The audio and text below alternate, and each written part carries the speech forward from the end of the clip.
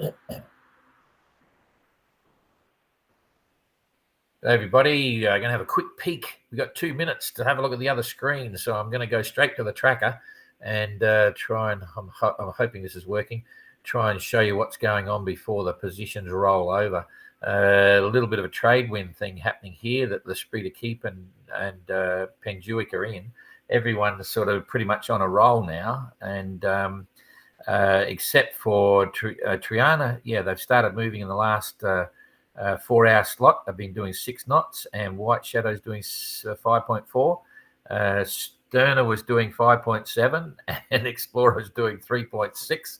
Going to be losing out over here. The others have all pretty much taken off. 7.8 for Neptune, and Evrika 6.7. Outlaw was lagging behind. I don't know what happened there. There's just a hole there apparently. So Outlaw is still not looking good. 3.3. Galliana with Secure is 5.4, and Helsinki moving now, but dropped back again. Before not doing 262-mile days, of course, but Maiden got ahead of them. I don't know what happened there. They fell in the hole as well overnight. Maiden's doing 8.2 and 7.9 for Translated. Penjuic has been doing 9.4. Previous 4 hours, and L'Esprit de Keep 8.5.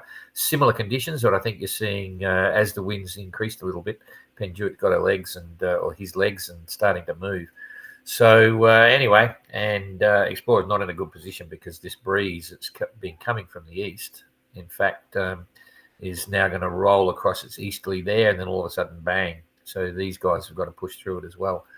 Anyway, that's cool. So if I go back here and you've got a few people say g'day. I just checked with Jane, there's not a lot of big news happening anywhere really within the fleet for the tweets and so on.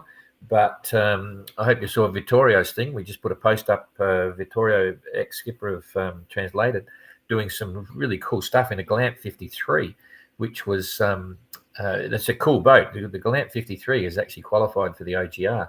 And it was Naomi James sailed a Galant 53 solo around the world. And in fact, that was back in the day when Sir Che Blythe was supporting her. And I think, if I remember rightly, did he own the boat at that stage, or he was supporting her to do that trip? And her husband, Rob, of course, was lost, fell through the trampoline of a trimaran, I think it was, in cold weather in the Channel, and sadly passed away. So, but a great boat, the Galant 53. And so if you're up for some sailing, you want to check that out. It'd be fun sailing with those guys and doing bits and pieces. Interesting discussions in the office. Oh, boy. About the, let's just say, about the crew on Explorer having 4 women on one side and 4 men on the other side, natural evolution and stuff. And we were just discussing it'd be a great subject to have a round table discussion with a few key people, like about 4 people talking about the whole issue of women in sailing, because we have a mixed gender crew requirement. And as you know, we got criticized from both sides there, one group of women saying, you don't need to do that, it's ridiculous. They'll stand up in their own right. And the other side saying, oh, it's cool. But you should be doing more and blah, blah, blah.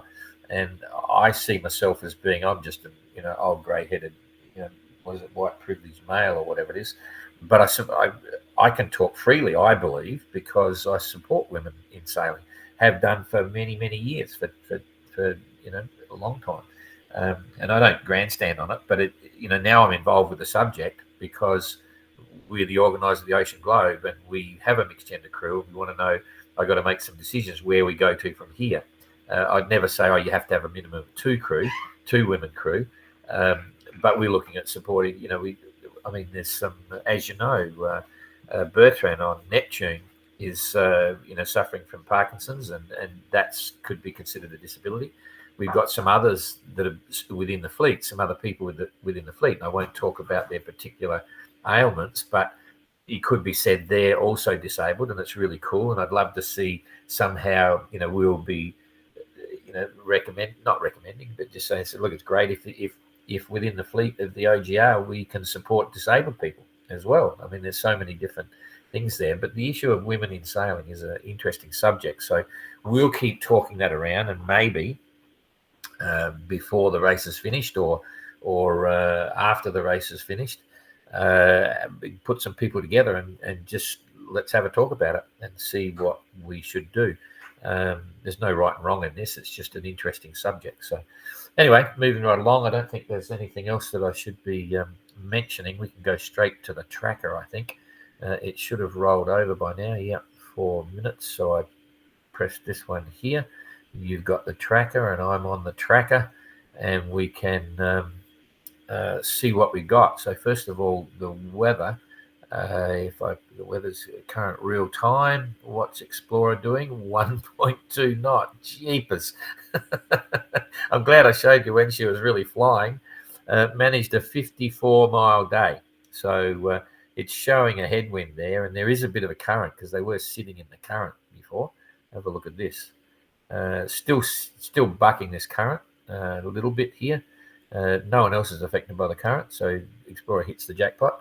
And there's obviously very light wind here, so not moving super fast. Sterner doing 5.8 knots streaming away, and on the graphic, it looks as if they've got the same sort of breeze, so I don't know what's going on there. Anyway, they did a 91-mile day, so they've got 4,700 miles to the finish. The Explorer's got 4,860, so now moving further behind. Triana, 6.4, but it doesn't seem to be, it's 12 o'clock position. Doesn't seem to be graphically very far ahead of Sterner. So Sterner must be running their motor or something. They're really trucking. So White Shadow, 6.3, 101-mile day. Triana, 6.4, 104-mile day. And they've got 4,662 miles to go. So Sterner is only about 40 miles behind Triana. So that's a bit of a shake-up again. And you probably saw the press release that we sent out. It's got a link to Triana's SoundCloud, and poor Jean was sounding a little bit unhappy. Anyway, Galliana was secure, 6.5 knots, 114-mile day. Evrika, 6.9, 108-mile day. Outlaw, 5.4. 67-mile day, so they obviously fell in a hole there somewhere. Neptune, 7.4. They didn't do 276 miles. And Translated 9, 7.9, and they didn't do 269-mile day. Spirit of Helsinki, 8.4. Forget the daily run, but they're having challenges and struggling to keep up with Maiden and Translated, so you can see the position there. Is a little bit of a difference, 8.2 on Maiden, so they'll be happy with that. And you can see that the other big difference here now, you've got the southeasterly trades that's pretty much hitting these guys from an easterly direction, which is perfect sailing conditions. By the time it gets over to the west, it's hitting Neptune in a northeasterly direction, which is going to hold them into the coast here, and then they'll have to tack out unless something changes soon. Evrika's a bit the same. She's paid off a little bit because you can see it's northeasterly for Outlaw. Everyone down here is northeasterly. So Maiden has got through into the leading edge of the trades before they swing around the coast here, which makes it a bit easier. Triana and White Shadow, they're going to be going to windward, but it's a bit strange because it's showing this whole area to be a northeasterly, but they're not tacking. They're still holding that course. So it's kind of strange. Same with Sterner. They're not able to sail into that breeze like that. And I've got a feeling there's some sort of local weather happening here. Something going on that's letting them steer a straight course north because it's not matching the weather.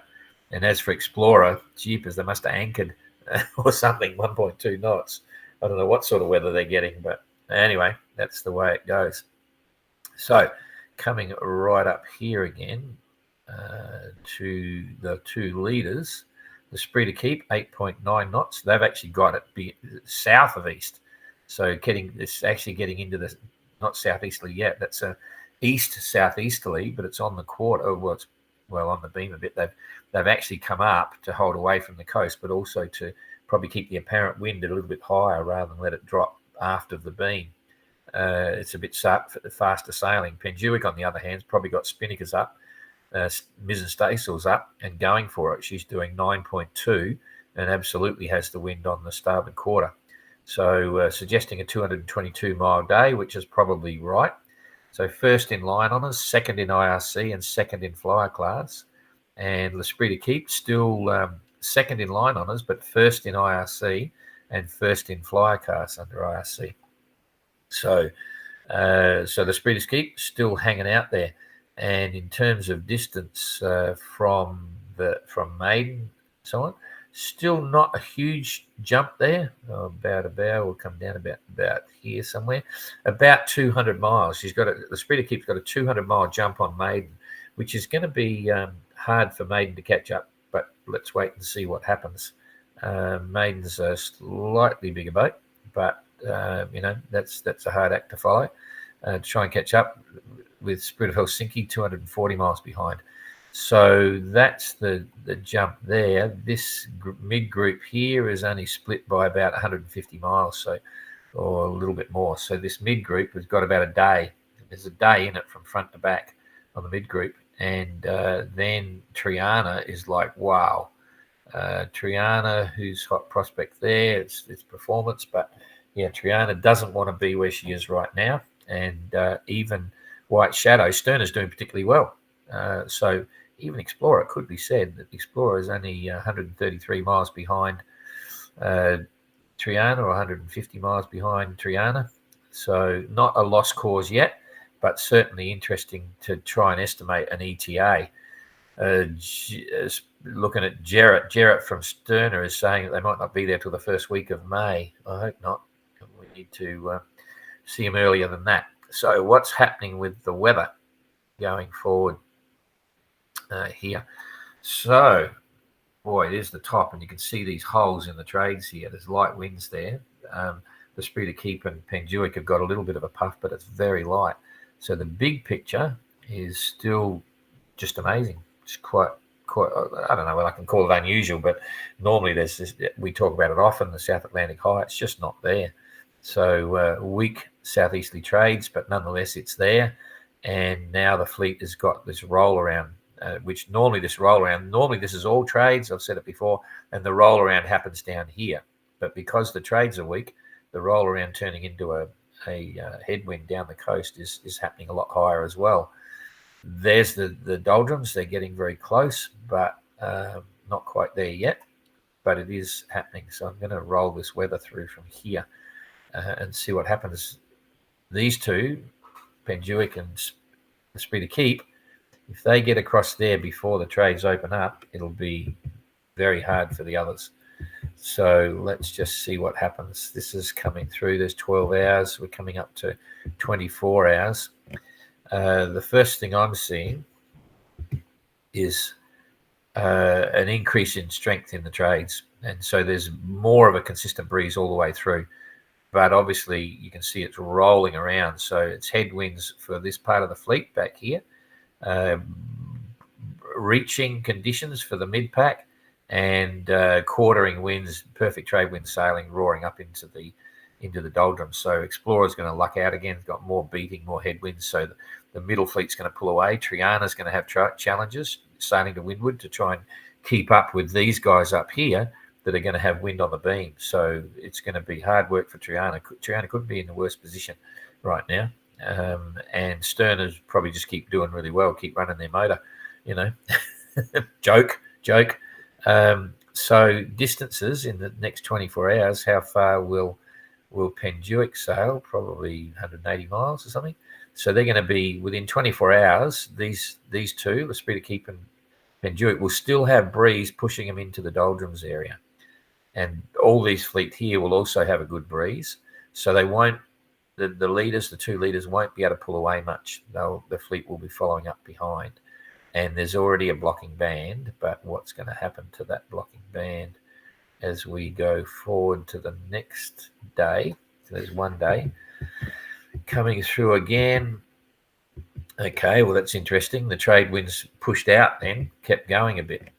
So they're absolutely going to get a ride, and there's a breeze gradient in the trades. So the middle fleet is sailing well in these conditions. They've got beam reaching and it looks reasonably consistent. So, we've gone too far. Here we go. Okay, so there's day 2. So 2 days out, and there's some weird stuff going on here, but they're coming into here 2 days out, and Penduic and the Esprit de Keep, they're going to be in it. So 2 days out, the leaders are going to be looking at all this stuff, and it's very hard to say what actually exists here. When they're forecasting the trade winds on this graphic, it's very hard to get anything accurate. It could be anything; they could drift through, but certainly in 2 days, they're going to be in the doldrums well and truly. And this fleet here, the mid fleet, will be catching up and getting ready to jump into the doldrums as well. Explorer, who knows where, Sterner and Triana, they should have the trades by then. They'll be in the trades and pushing through, hopefully. So let's just, for fun now, so that's day 2, remembering it's going to be happening here. We'll start pushing this and see what happens on day 3 for the doldrums, because it's going to be day 3 before the others get there. Yeah, it's just a wide band. So there's no shortcuts anywhere there. And day 4, it's getting wider. Whoa, look at that. Jeepers. That's going to be fun for Explorer, but you never know. There goes 4 days from now. It's quite wide. There's a bit of a breeze through here, but it's quite challenging. A lot wider than it was for Penduic and L'Esprit de Keep. Day 5. That's not too bad. Day 5. Ooh, maybe Explorer, but the tail enders will be lucky. Triana and so on could come through here and keep sailing and get to it. Okay, that's. I'm just going to do a distance check here for Explorer. Boom, boom. Up there, 800 miles. Yeah, they could be. That's about where they're going to be. So maybe Explorer is going to get an easy ride, and the tail enders are going to get an easy ride through the doldrums. That's kind of interesting. They could. There's definitely breeze there. Look at that. So okay. So the tail enders look like they're going to get a bit of a boost across here. They should be able to sail that. Be less thunderstorms and so on. So.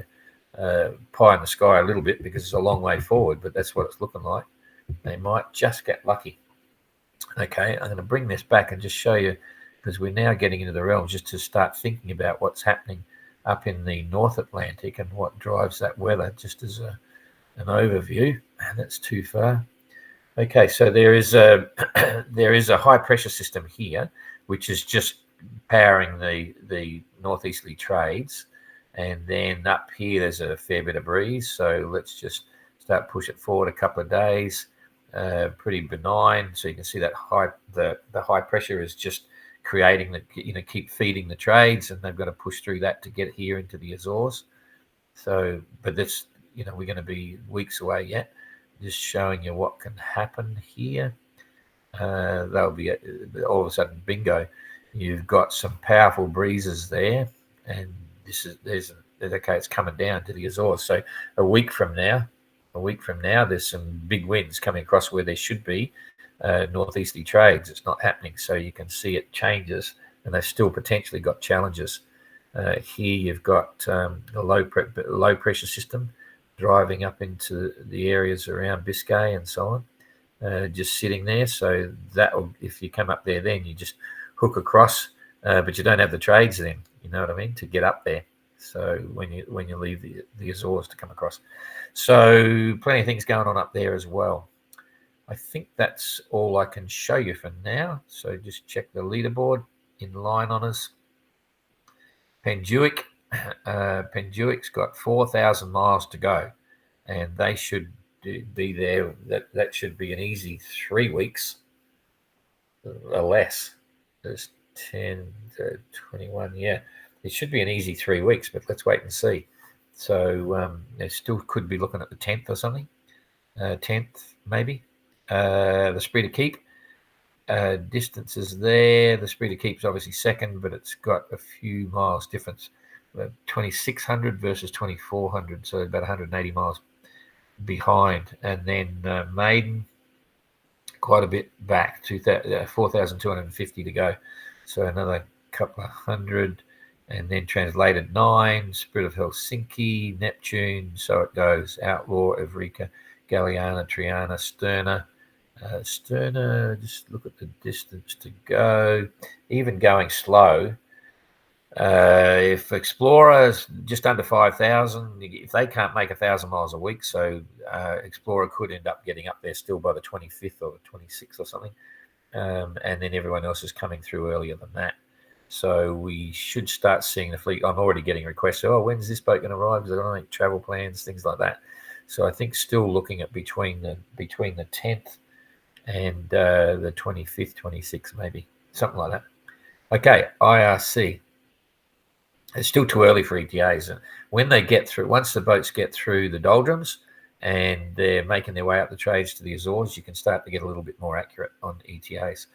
So right now, on IRC, we're seeing, and this is brought about because of the high VMG that the leaders have been making. And so it can change so suddenly because remembering the corrected elapsed time is based on the foremost decision on what's the average speed. And they run that speed all the way through and then put the IRC on it, and it gives you a finishing time. So because the Spree Keeper has been making 6.1 knots of VMG in the last 24 hours and all the rest of it, they're showing 49 days, 10 hours, and 25 minutes. So they're nearly 2 days ahead of Penduic, which is second. And then Translated is there coming up fast because they're sailing well, 53 days. And then Maiden, Neptune, Spirit, I was thinking Galliana has all of a sudden slipped to 59th. And Triana's right back here coming in at 10th, just in front of Sterna at 62 days, 19 hours. So you can see the whole thing. It's still all a bit of a mixed bag, but interesting nonetheless. If we go from recent, okay, this changes a little bit because of the speeds again. So current, okay, we don't want to look at this too closely right now. There's a glitch in the system because they're not doing 17.2 knots. Okay, so forget about that.